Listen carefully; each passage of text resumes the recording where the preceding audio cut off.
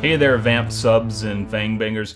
This is Toothpickings, and I'm Brian. I am once again coming to you with this offer. See, I know what we said last time. I know we said we were going to take a little break, and you could watch other YouTube videos, and I could deal with other bloggers, and we wouldn't worry about it. But the truth is, ever since we've been apart, I felt like something in my life has been missing. And I think that if only we give each other another chance. Actually, I just wanted to have like a one-night thing, just a real quickie, and then be done for a while. Is that okay? Nothing serious. What I really wanted to do today was talk a little bit about 2022. That's the year that is about to happen, and it's a very special year. And if you are watching this 10 or 20 years in the future, and reflecting on me talking about 2022, first of all, please do a welfare check on me. I'm probably not in a good condition. So I want to talk a little bit about why 2022 is special. Maybe talk a little bit about what Toothpickings is going to be in the future. And I can't believe I'm doing this, but I'm going to do some unboxings. I had my mail has really built up. I have a bunch of things, and I thought, why not embrace the whole goth YouTuber aesthetic and just do an unboxing like I'm a fucking low-rent Jake Monroe or something. That's what we're going to do today. So first of all, let's look at some predictions for the future of 2022. First, isn't this kind of a neat perspective? Thought you'd like that. Anyway, predictions for 2022. Let's look in our fortune teller and see what it tells us. I can't really ask you what number to pick, so I'm just going to say 6 and 7. Let's see what 6 and 7 says. Oh, I fucked that up, didn't I? It's been a long time since I was on the playground. I don't really remember how these things work. But 5 and 6 is vampire blogging will finally become profitable. Hell yes. Hey, listen, I do have a Patreon. If you are the sort of person who has lots of $5 bills to hand out, yes, thank you. I use the money from Patreon to offset things like my newspapers.com subscription or Shutterstock purchases or even having to pay for a Zoom subscription so I can do these long-form interviews. But if you've only got one $5 bill to give, don't give it to me. Give it to someone who, it needs it. I'm doing all right. You don't have to support my habit. 7 and 8 was the other one. Oh! Jetpacks will replace bats. How about that? It's been a long time coming. Anyway, there are more that I wrote that I thought were clever, but you know what? 2022, big year for numerically significant anniversaries if you are one who subscribes to the importance of round numbers. Varney is turning 175. Of course, Varney was a serial and was later published as a novel, so I'm taking the 175 at the moment when it's most convenient for me to use a quartile number like that. Carmilla, very important short story, 150. Dracula itself is turning 125. The publication of that book happened in 1897. What else we have? We have the 100th year of Nosferatu. We can't forget that one. Very important film. I've talked about it a lot. I will talk about it more. Blackula is turning 50, one of my personal favorite movies. I hope to talk more about Blackula in the upcoming year, a lot more about Blackula in the upcoming year. And of course, we have Buffy, I believe, is turning 20. Is that right? 20 for Buffy? Or is it 25? Someone check my work on that. But that don't mean I gotta go out with Buffy the White Girl Slayer. Listen, lots of vampire anniversaries. I'm leaving out a couple that I had rehearsed in my head and couldn't remember right here on camera. But 2022 is and should be the hot vamp summer, or if we're going to be a little more appropriate to the genre, the cold, stiff winter. Sounded a lot better in my head. Let's do some unboxings. I don't remember what is in all of these. I remember ordering quite a number of things, but which is which, I don't know. I bet it's Black Friday doesn't do a lot of unboxings, does she? She doesn't have to. Voices from the Vaults. You know what? Zines are not dead. Voices from the Vaults is a cool zine, and it's not available online. You can't read this online, and I like that. I like that there are things that you can only pick up in the printed the printed form like this. The zine has upgraded a lot. It used to be a lot rougher, black and white only, and kind of cheap paper, but they've gotten a lot better. I don't even know what all is in this one, but again, I'm looking at this for the first time too. There's always some poetry, there's always some book reviews. There's usually at least one article in here that tells me something that I didn't know I wanted to know. Dracula Society, Voices from the Vaults. What else we got over here? Well, this was a big box for a very small book, but here we go. I have talked in the past about the first Dracula to appear on film, and it was Dracula Alala, or Dracula's Death, or The Death of Dracula. It depends on how you want to translate it. We don't have the film. The film's lost. We don't even really have the script, but we do have is this novelized form of the script, which I am really curious to read because I think it's going to help me understand what the story was in Dracula's Death. In the past, when I talked about it, I was using the research of other people, which is what I do by and large. I look to academics, to independent researchers, to scholars to help me understand the stuff that I can't actually dig in and find the primary sources for. So now I'm finally going to be able to read, if not the primary source, at least as close as anyone can get until, someone looks in a closet somewhere and finds a copy of this lost film. This one is not wrapped, but I have not opened it yet. So on a technicality, Christopher Frayling knows his stuff, knighted for all of his scholarly research. And I know there's one thing in here that I really wanted to learn a little bit more about. And it's right here. I flip right to it. Jory Grando. I don't know if I'm saying that right. Jory Grando, perhaps. One of the earliest cases of a folkloric vampire predates the Arnold Pauls and the Peter Plagawitzes. Don't look to me for pronunciation guides. Predates both of them, and I've always wanted to learn a little bit more about him, and I knew that it was in here somewhere, and I just happened to flip to it and I saw his name. So that's one part that I am hoping to read a lot more about. Christopher Frayling's Vampires. I don't remember what this one is. If this is what I think it is, in the last interview of last season, the great William Crane told me about this. It was something he'd done an interview for, and it is Delirium. It's all about Blackula. And please go back and watch that interview I did with William Crane. The guy is just on fire. He knows his stuff. He revealed some things in that interview about Blackula that was not known to the cinephile world. Even those people who study Blackula a lot might be surprised by some of the things he said. Oh, I know what this one I'm going to save. This one I'm going to save because I know what that one is. That one's really cool. Oh, I know what this is. Yes. So, how to preamble this? I'm in a book club, and I won't say.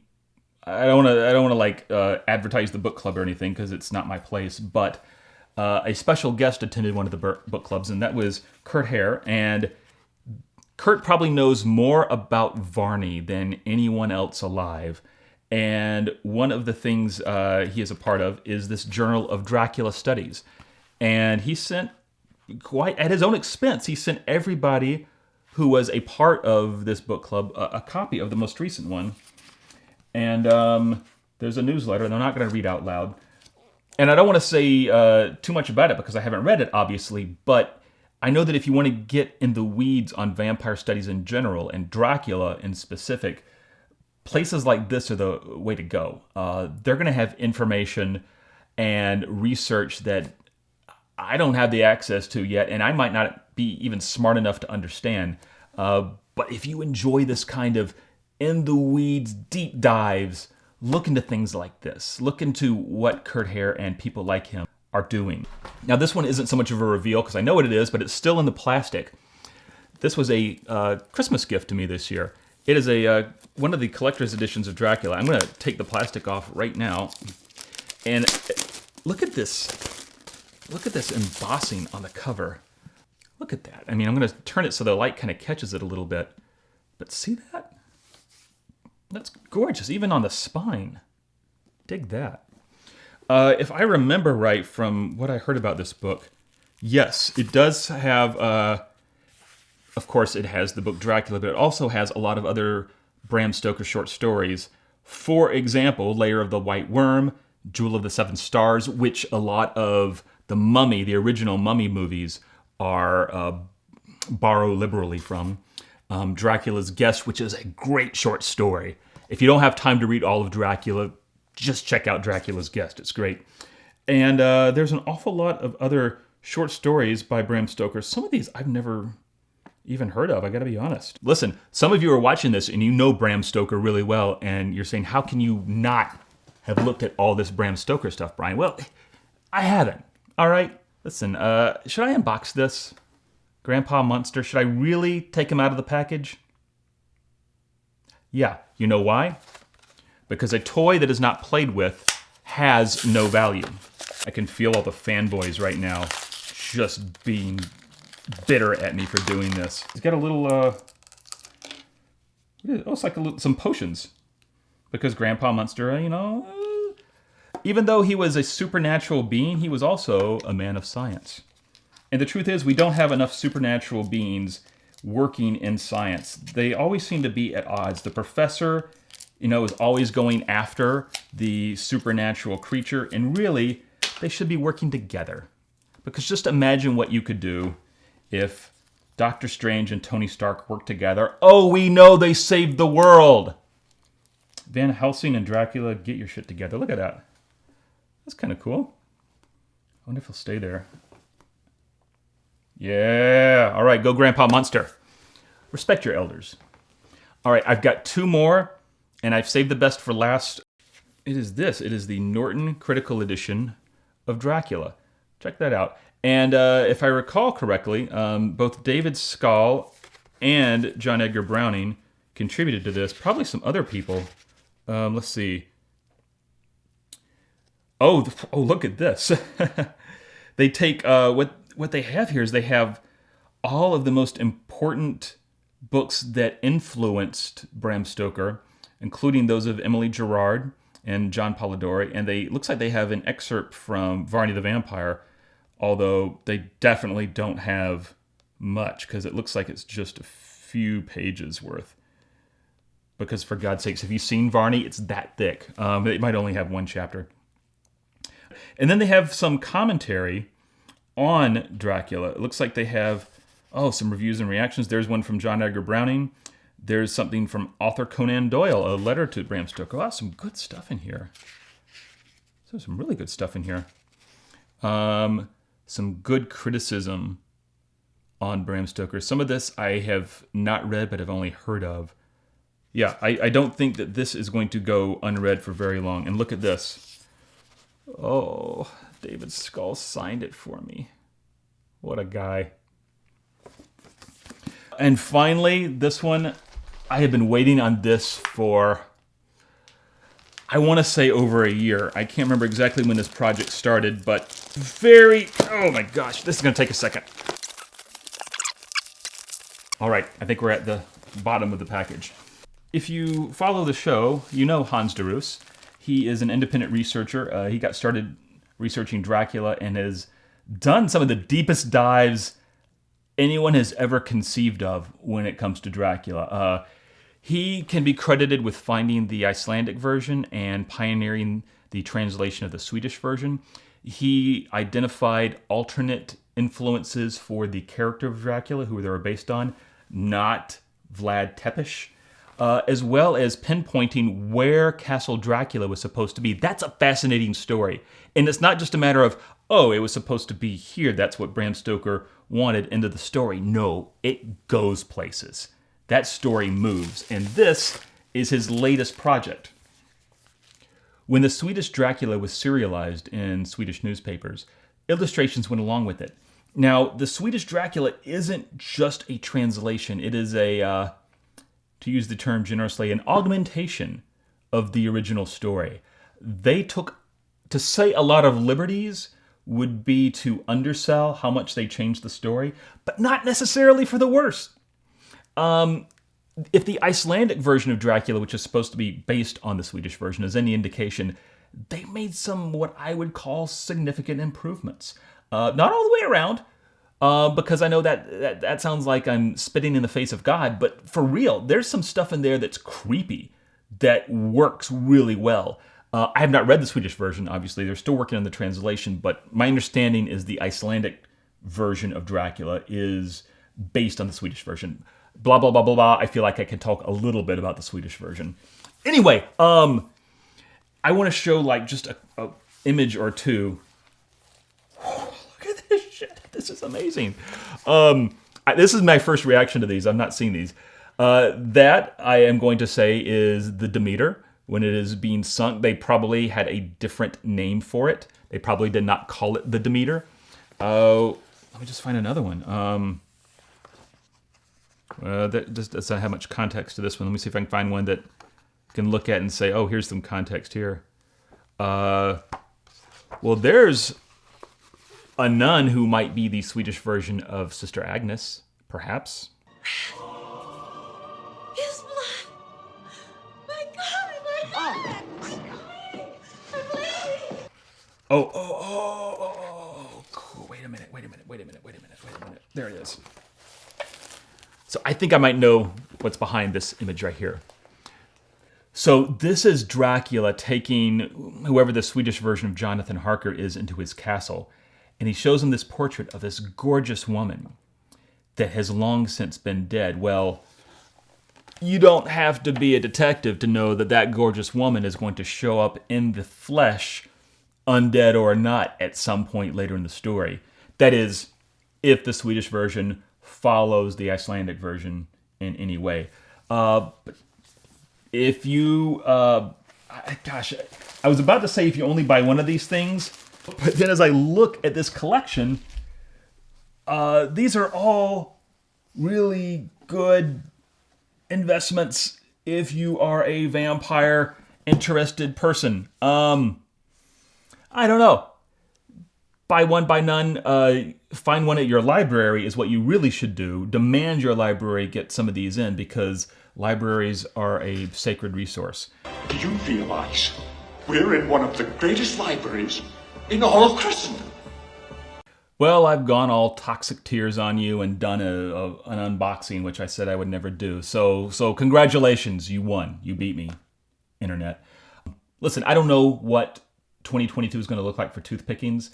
I'm considering not doing the thing I've done in the past where I start a season and I try to push out one of these every week or 2 weeks. I was not doing as good of a job editing these when I did it that quickly. I feel like I would rather take a little more time with each one of them and maybe not release them on a regular schedule. I am told that's not the best way to maximize your viewership on YouTube, but here's the thing, I don't care. But what I really would love is if you would retweet something like this or, share it on whatever kind of social media you use. There are other people who I know would be interested in this content, and they might be a friend of yours. Be the change you want to see in the world by pushing vampire content out to others, because that's, in its own way, a kind of change. It's not the kind of change most of us want. Most of us want to die and stay dead instead of, but this is the world we live in now.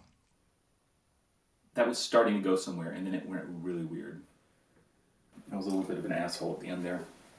How many times am I going to record and re-record the same ending? Hey, you know what? Idea. Maybe the thing to do is to just end this and say goodbye and thank everybody.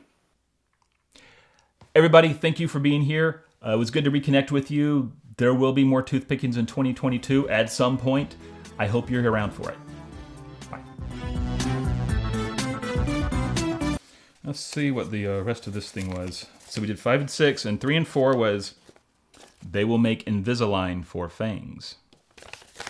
And the other one was, oh, this is very meta. Coffins will run on solar. Won't count or lock, be happy. All right, that's it.